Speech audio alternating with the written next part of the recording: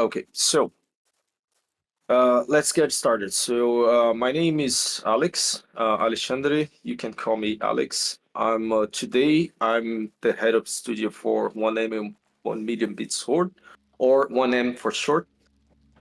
We are developing a game called Nestalands, which is different type of survival crafting slash village building, with a strong focus in the Black Plague, which it's our own version of Plague into our game. And here the players will have the opportunity to explore a devastated, dark, place with lots of events, mysteries, and lots of crafting to do. I like to say it's a type of game where if you like sandbox games, if you like crafting games where you can, find different types of materials, discover new recipes, and then mix it with, build your own village, discover story where you can engage in a different way, and then play in your own pace. That's a game for you. We use it all the games as reference. We love games like State of Decay, Valheim, Medieval Dynasty, even many games from Assassin's Creed, where you explore, discover, clean a place. Um, and those types of games will fit into what the players can find into Nestlets. We've been developing this for the past 1 year and a half, I think. Yeah. Um, but I was one of the early designers, who wrote the game. Now we have a small team behind it, working full time for this past 1 year and a half. Um, we have one of the strongest points is we do have a very different, let's say, developers and people with different backgrounds, from different places, different cultures, and especially a game that is based on, the Black Plague, which we have so many elements from Europe. We have people with different background, all researching, all studying, giving their opinions, suggestions, working really hard to make this game happen and to make it, as much as, how do you say in English, as much as interesting as possible, right?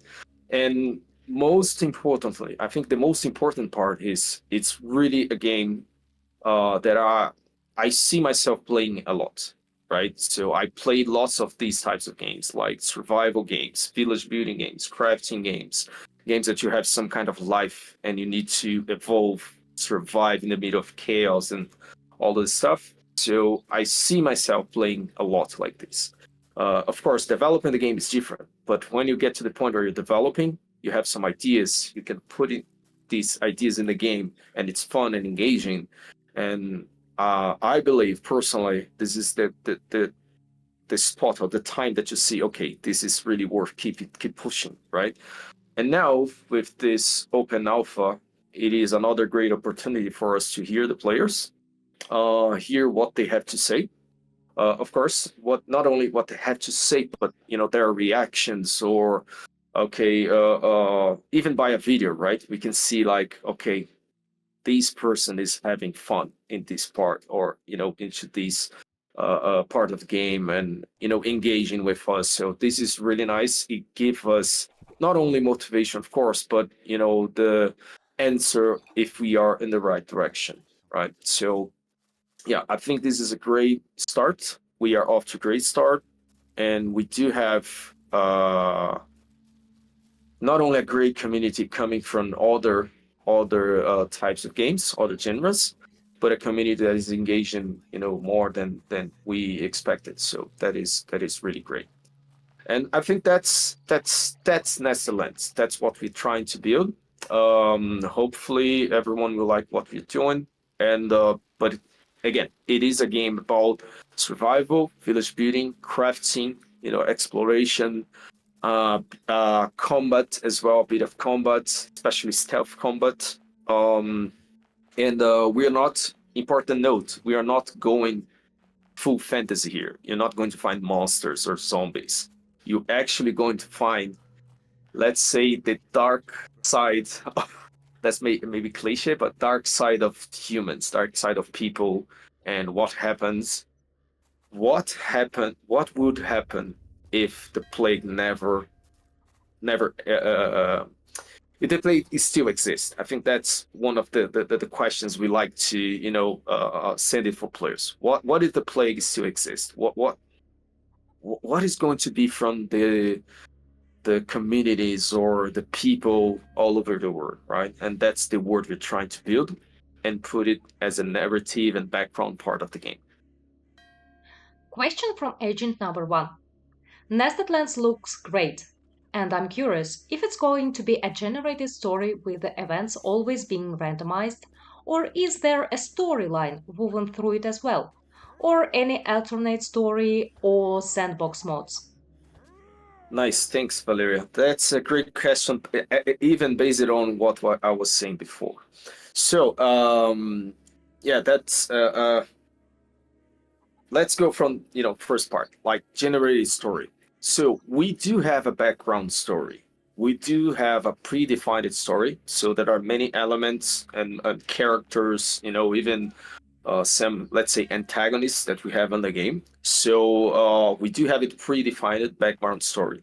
What is going to happen is we have some features like random events that sometimes they will tell a story, in reference to the original and new story, right? So random events that happens from times to times from different places. We do have scripted events as well.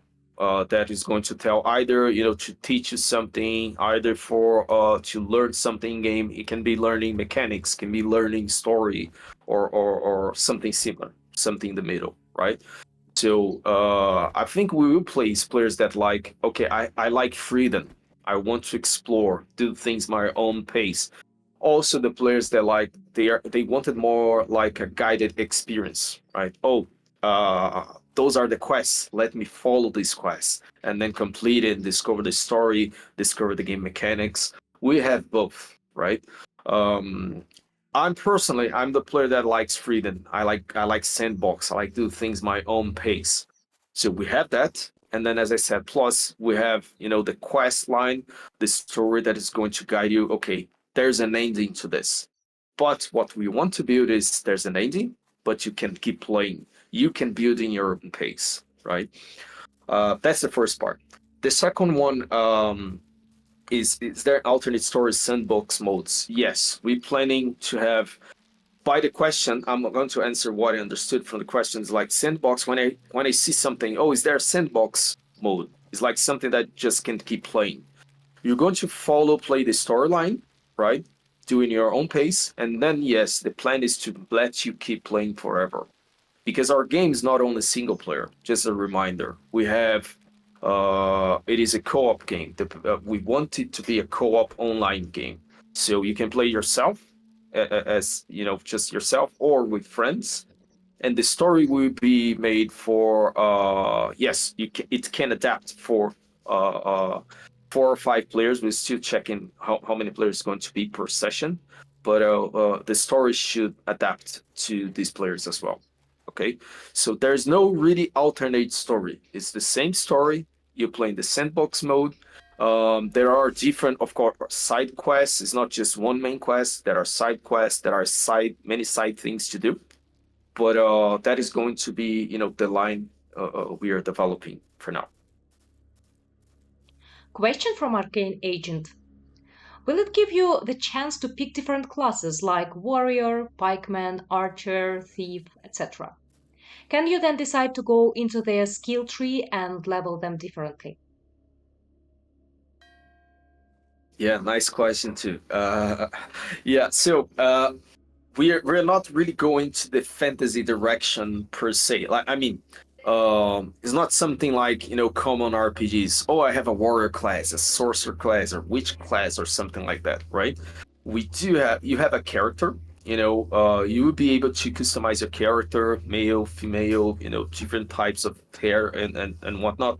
But you don't have an option. Oh, I'm a warrior or I'm an archer, something like that. You do have a skill tree, you know, um, some kind of skill tree, like you can distribute points and pretty much abilities that is going to help you in your journey. and those are pretty much free. You have the freedom to work through these abilities while you're playing. It's not something like, at least at this moment, what we're planning. Remember, we had the open alpha. Some things might change, but for now, there's a skill tree. There are some different skills, and these skills you're going to complete it while playing. For example, let's say we have a woodcutter skill, right? And then you go there, you start to chop wood. This skill will go up as long as you keep using, something from that skill. It's like more like a passive experience increase instead of, oh, you now have 10 points and then you can freely distribute these 10 points, inside that skill tree. No, it's something like you make through while you play. So we do have skill sets. We do have a skill tree. You can level them pretty much automatically while you're playing. Similar to games like, let's say, Valheim and some other games. We decided to do this way because we want the players, of course, to focus in the crafting, the village building, the exploration part. But again, we would love to hear from the community, right? But at first, for now, that is the way we plan it by design. Question from ADDB. How will co-op progress work? Okay, nice question as well. Because I let's say I'm eager to explain co-op, the online mode of the game. I will split it in two parts. One, it's for sure we're going to have it, and the second part is maybe we're going to have it, right? Because right now we're changing a few of the features based on the community feedback for our village building and parts of the game, right? So first one is what for sure we're going to have. So the co-op mode is going to be online for sure. So online co-op mode, we're going to handle the servers ourselves. So players will be able to connect directly. I'm not going to use technical terms, right? I'm just going to explain how it's going to be so everyone can understand. So I will create in game. I'm going to create my profile. It's going to be my character, right? And then with every character or profile that you create, it's going to come together with your own world. So you can play with this character in your own world, and then you'll be able to create another character, but for online mode. That means, for example, if we are here, we have 3 players, right? I'm the host. I created the room and the server. Remember, the server is going to be handled from our side. Then everyone can join my room. We can start playing together. This world is going to be my world, but these characters that you are playing is going your skill trees, experience points, your inventory is going. You're going to be how can I explain? It's going to be saved with your profile. That means if you want to use the same character in another world, you can. It's similar to how Valheim did. So then, why we are doing this? Sometimes we're playing with friends, and then we want to play ourselves, keep improving, collecting items and so on. And we didn't want to lock players into this if they create just a character for this specific world. So then we're given freedom for the players to use the same character in 2 different worlds. It can be our own world or your friend's world or something like that, right? We're still deciding now the second part. We're still deciding if we're having some kind of a lobby, if it's going to be matchmaking. Why we're still deciding that? We're doing some research how players from these genres how they like it the most. Like what are the most common, let's say, rules or types of connection that they like. Can be lobby, matchmaking process, a direct connection, something like that. That's still to be decided. And regarding the game overall, we want the same experience from the single player to the online mode as well.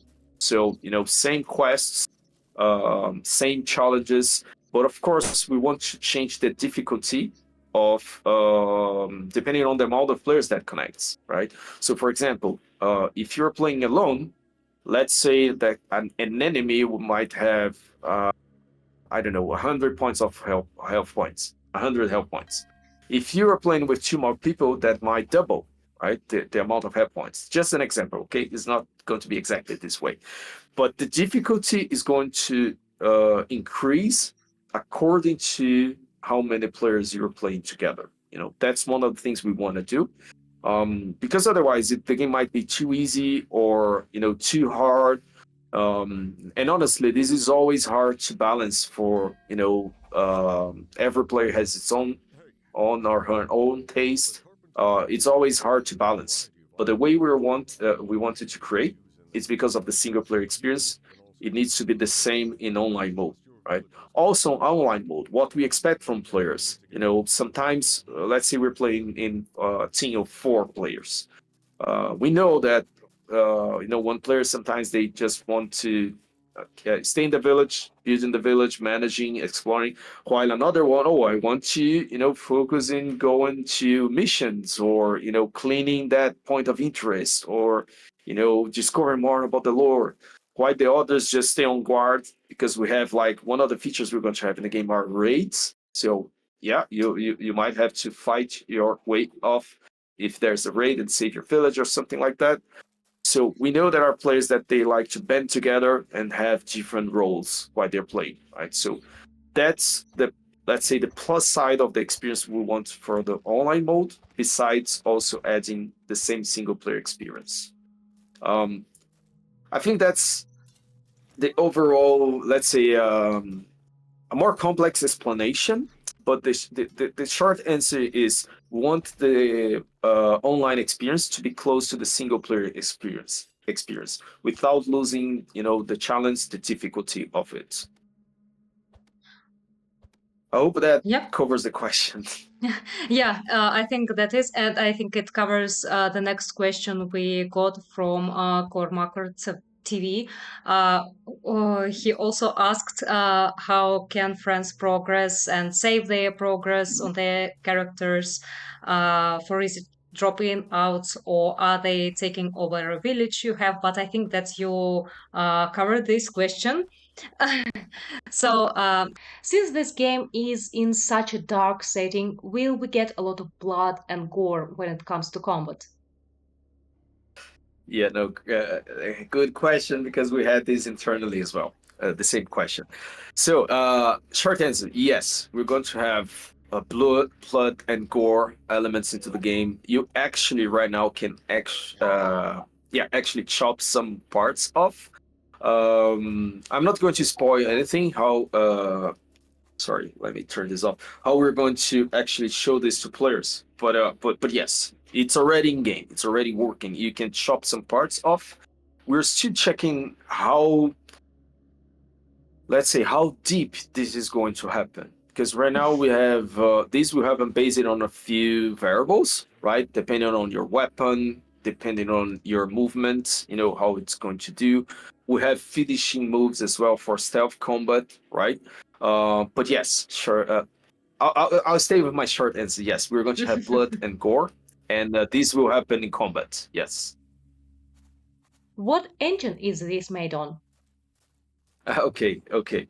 Our team specialized is sorry, English is failing now, but we are working for many years using Unity engine, but we are already using the Unity 6 or 6000, the version, in the high definition rendering pipeline, right? So these brought us some challenges, of course, especially regarding how we handle graphics, how we will keep pushing on the performance, right? Because there are some, of course, there's always we always have some challenges in there, especially for a small team, right? So we are using Unity Engine version 6 already.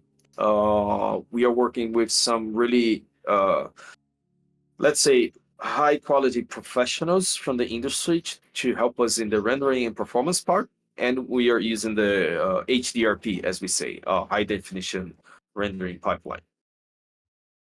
Question from Spell and Shields. Is this more like a survival game or a city builder game?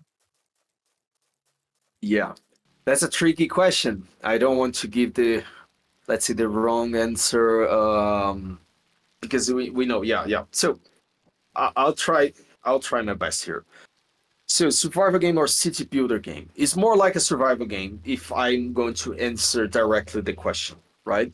But considering that we do have, our own, let's say, village builder game inside the game. So you have the possibility to create your own village. It's not going to be something like, very big, like hundreds and thousands of people. It's not like that. It's not the focus of the game because you are in the story in what we want for the players to experience. You are part of the village. You're not someone that's just giving directions, right? You actually have a character there walking, interacting, fighting, eating and surviving. So that's why we want to focus on a few aspects of the city building game type, and at the same time adding the survival elements to it.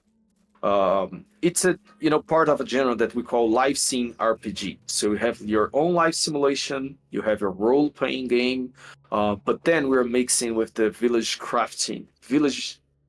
I'm not sure if it's village crafting building game or crafting village building or whatever the combination might be.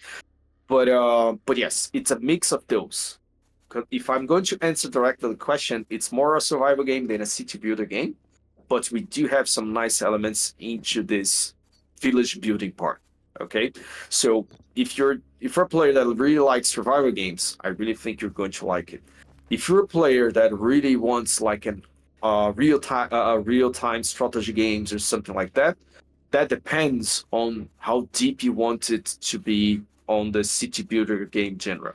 Okay, my answer to these players are just try it. We do have these elements. You will be able to manage and build the way you want through buildings, decorations, and those have impacts in the stats of your village. So it does have all these elements that I believe it players that likes the genre will also like the game. Okay, so I will invite all of you to just try it. Question from Raven. What the main gameplay loop will be and what the end game looks like? Okay, that's also a tricky question. We are actually making a few changes based on the community right now, right? Really, based on these last 5 days. What we want from the core game loop, I can answer in a few words, but just remember we're still changing this based on the community feedback. So the core game loop of the game, the main gameplay loop, we want the players not just to stay in the village or not just exploring. We want the players to feel the world alive, and while the world is alive, things happens in your village. Things happens with you. So you spend your time in your village, by talking, recruiting people, building your own village. At the same time, you're going to need materials, resources, or even some story that pops up for you to help someone or help something, right? And then you go out there explore. While you're exploring, you're going to find different challenges along your journey. It might be someone a random event, someone needing your help. It might be enemies in your way. How we're going to deal with them? That's up to you. Stealth combat, direct combat, avoid it entirely, right? And then there's the plague. There are plague spots that you need to clean, that you need to get rid of to not get your whole village infected. So you need to clean those places. But the pace, the order that you can do, it's up to you. So it's pretty much yes, stay there, survive, manage your village, manage your people, explore, craft some really good equipment, try to go to harder places, discover some story, go back to your village, and try to repeat that loop. Explain like this sounds simple, but the real catch here, and as a player that makes me excited, is what happens in the middle of all this. And that's something is not scripted.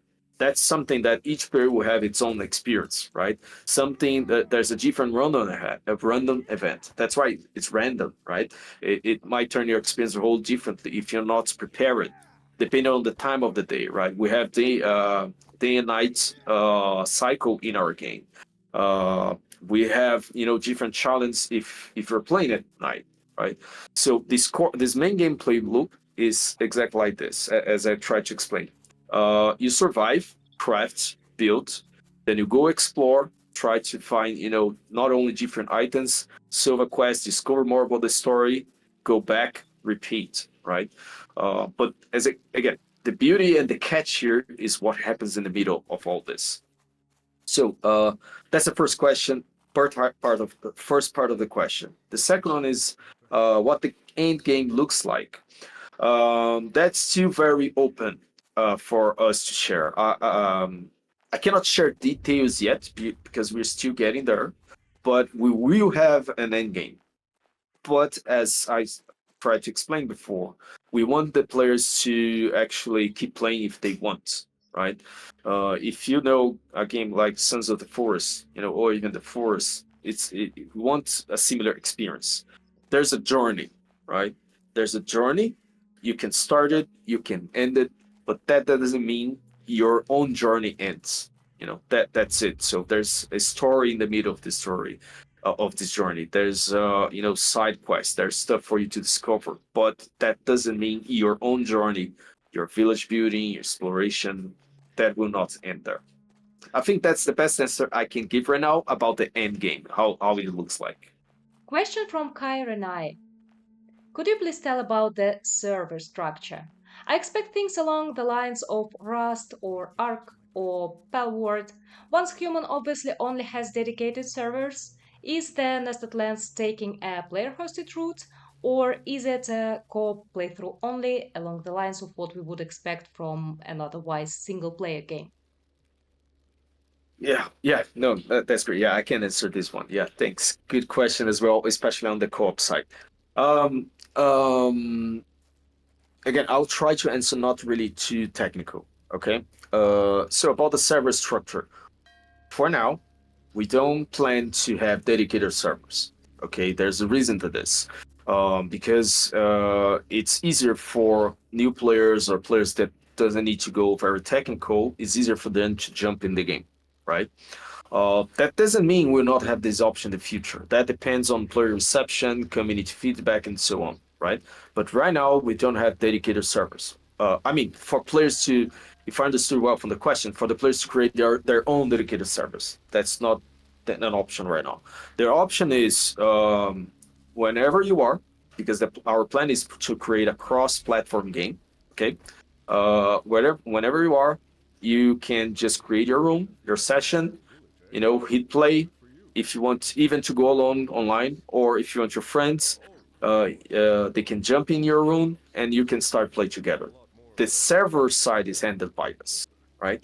I'm not sure how Power is. I know Rust, Arc, they do have like dedicated servers. You can even, if I'm not mistaken, sorry, if you can rent servers as well.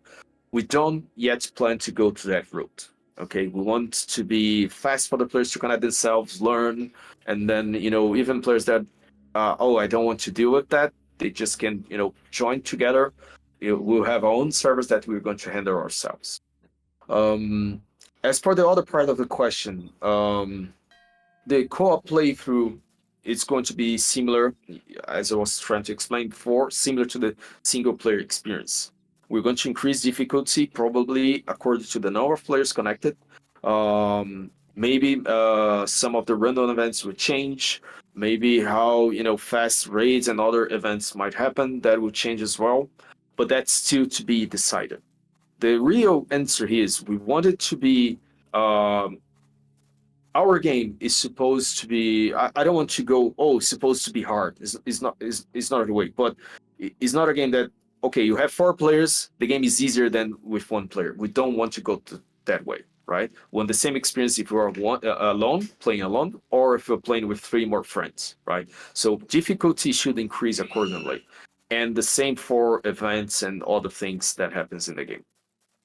Are there any plans to expand village management features, such as in assigning more detailed roles to NPCs or improving their AI for tasks like farming, hunting, and crafting?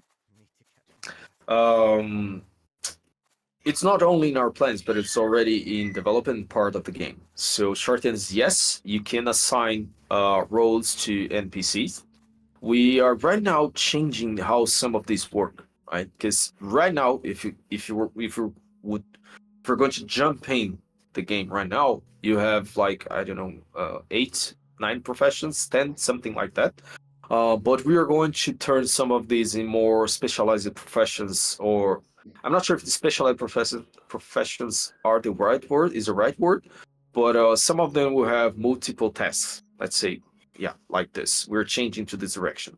But yes, you will have NPCs that can do farming, that can not really hunting, but like trapping. Players can do hunting themselves. But yes, they can craft items. They can create materials to build something. Not only materials, but they can create items and recipes to help to manage the plague, or help saving people. So we have professions based on the, let's say, around the village and the plague, right? So like the apothecary, for example, can craft different medicines or items for your villagers. We are still deciding how many of these professions will exist. We are changing some of these right now, but you will be able to change them in real time. Like we have inside the game a village management window where we can change professions. But still, this is still in heavy development because not only we're changing from our side based on the experience that we had so far, but also from the community experience as well. Will we see new regions or biomes added to the game? Yes, nice. We will have. I don't want to reveal how many or how it's going to be, but short answer, yes, we're going to have different regions and with that biomes. We're still planning on seasons as well. I'm not sure if I can review something here about this, but I can only say we have internal systems running already, but we're still deciding if it's going to fit the design of the game or the let's say the design direction changes we're doing right now. So short answer is yes, we're going to have new regions, biomes, or places for players to explore and discover. So yes. Are there plans to introduce hidden ruins, dungeons, or secret locations on the map with unique rewards or lore? Yes. Uh, Tricky question again. Yeah, that's a good one. So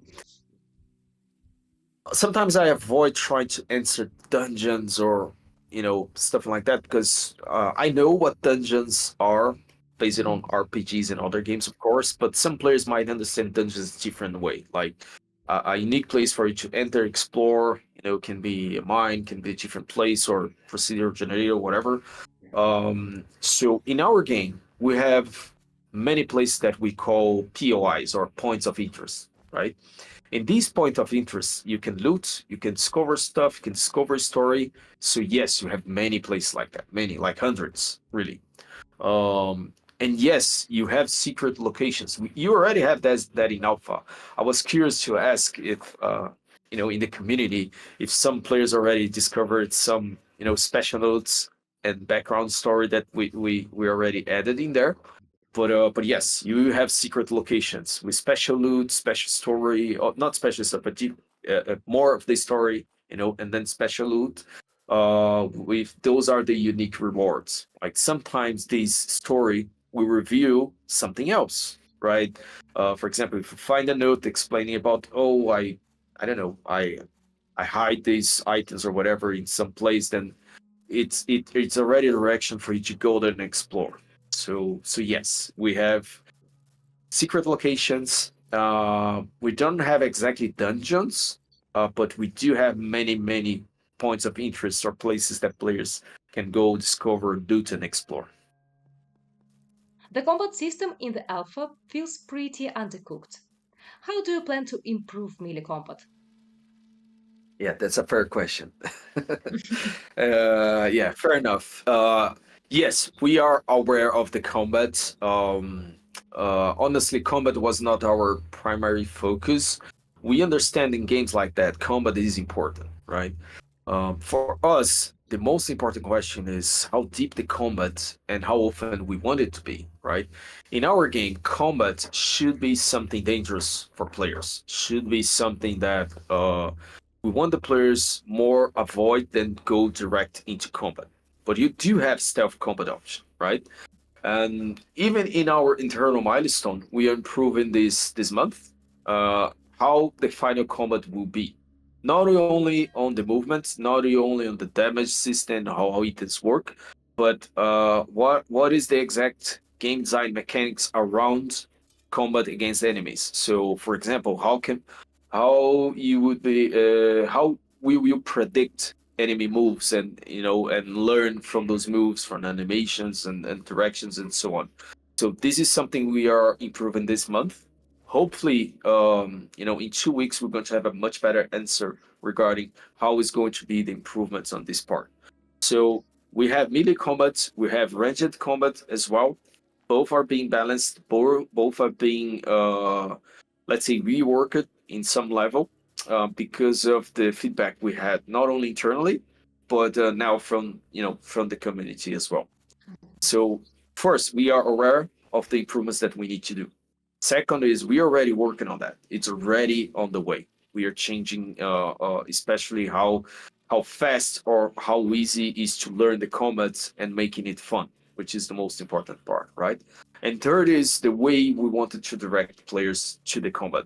So we wanted to be more like a stealth approach, but we need to give more, let's say, on the level design, on the pace of the greening part, the way players find items. This also needs to connect to be able to for the stealth combat to work good, right?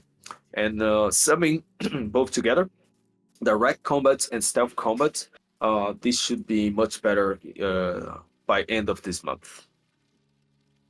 Are there any plans for some new types of enemies in the game rather than humans? Some predators, maybe. Yeah, no, great question, especially regarding the NPCs. I think I forgot to mention this. So, short answer, rather than humans, no, we don't plan to add. I'm not sure if that was exactly the question, but we don't plan to have monsters or zombies or skeletons or something like that, or even like, creatures from different culture. We don't plan that. What we plan to do is it's actually explore the dark part of the humans, or what humans can do if everything goes crazy, right? If you're on the edge of your life or civilization or stuff like that, it's based on the plague. So what I can tell you, we're going to have different types of enemies, different types of humans, not types of humans, sorry, but let's say classes of enemies. So I'm going to review some. So, for example, we have the bandits, we have white peasants, we have even infected people with the plague that they will, behave and fight differently. We have what we call occultists, which are without, revealing too much. Their combat behavior might be different. Their reaction might be different, will be different. So, and then you have the raid system where enemies will try to attack your village from time to times. So these different types of, I'm going to call classes right now, okay? These different types of classes, enemy classes, they are going to impose or give another challenge to the combat side. So they are all humans, but they have different behaviors. They have different background, different story. And I strongly believe this is going to be enough to make the game very interesting, because we don't want to go fantasy. We want to keep. I think the plague, is already enough for the fantasy, because we can do lots of things around it, explore the plague, explore the story, and then how humans will adapt and react if something like that happens, right? We have the real story about the Black Plague, right? So in our own story, imagine if the plague never ended, how humans will react. And that's the part of the civilization, or let's say the humanity we want to explore. As we talk about humanity, so will you be adding cannibals in the game?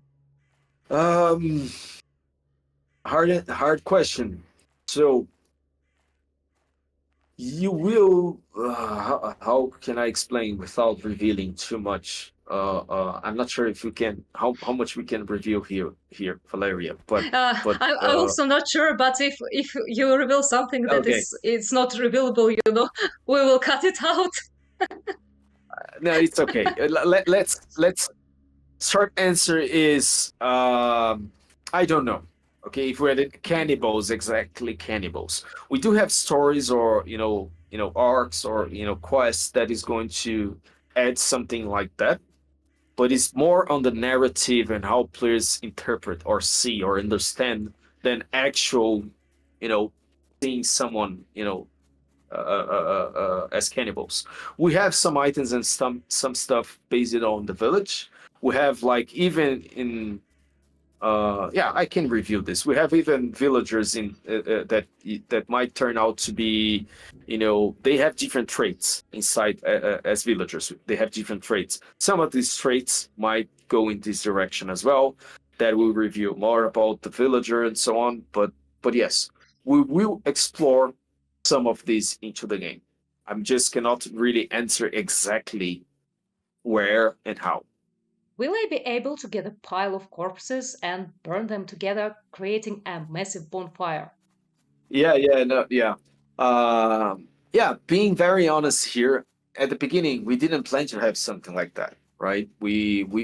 Yes, you'll be able to burn bodies, there's even a building in the game called crematory. I don't remember the name, but the name in English, but yes, you'll be able to burn like bodies. You have a profession that will help you with that.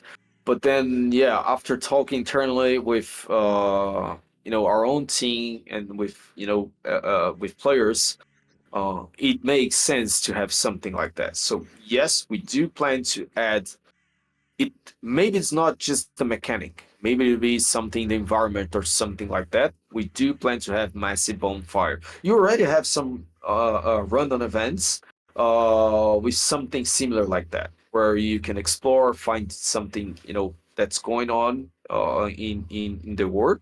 You already have some of these in some level. But yes, short answer is yes. What about a character creation feature? What will it be? How detailed will it be? Yeah, that's a good one as well. It's in our list for our next milestone that we're working on. So yes, so you'll be able to customize your character, right? Right now, if you play in alpha, you already have a predefined character based on our own story. So you'll be able to customize your character, different genre, the hair types, skin color. I don't have full details in how deep it's going to be. We don't plan to go like full super detailed and I don't know how to explain like the size of the nose or something like that. No, it's not like that. We wanted to keep in our own story, based it on because we do have a background story how the player actually starts in the island, right? So we want the customization be able to fit into this introduction story, right? So yes, we will be able to customize your character. And details are going to be some of the details on the appearance, but not really, as I said, like full size of the nose or of your mouth or something like that. Yeah. Is the world randomly generated? Yes, Other players. a good question. Yeah, no, good one. So, short answer is no, it's not randomly generated. We wanted to create a predefined world because we do have a story around it. And for our small team, it would be harder right now to create, such story with, other elements in game inside a randomly generated world, right? It's going to take more time and maybe just a few other stuff based on the strategy of the game that we want to build. So no really randomly generated world. What we have, as I tried to explain, is like random events, some predefined events that happens from time to times, different spots that will give you. I believe it's going to give players enough random elements to be interesting each time they play. Because yes, we want we want the players to replay the game, many times, as many times as they want, and have unique experiences. Yes, but the words itself, the terrain itself is not really random generated. Will it be released on consoles and will there be a crossplay?